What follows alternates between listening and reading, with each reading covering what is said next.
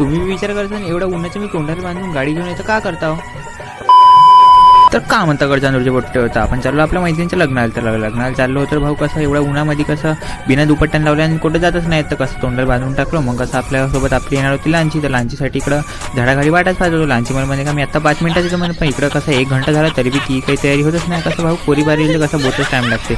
मग कसं बोतवेटची वाट पाहता गाईस फायनल ती तयारी झाली आणि ती आली. आम्हाला कसं लग्नाला पण झाले बोत टाईम होतच होता. मग कसं आम्ही पटकन निघलो. मग कसं इकडं आल्याबरोबर आम्ही का पाहता भाई नवरदेवाची तर वरात आलीच होती हॉलच्या जवळपास. मग कसं आम्ही पटकन आलो आणि गाडी लावून दिली पार्किंगमध्ये. भाऊ आम्हाला कसं आम्हाला वाटत होतं का आम्हाला टाईम झाला. कसं टायमिंग देऊन होती 11ची, पण तरी बी आम्ही 12:30 वाजता आलो. पण भाऊ तुम्हाला माहीतच आहे का कसं कोणतं पण लग्न टायमावर तर काही लागत नाही.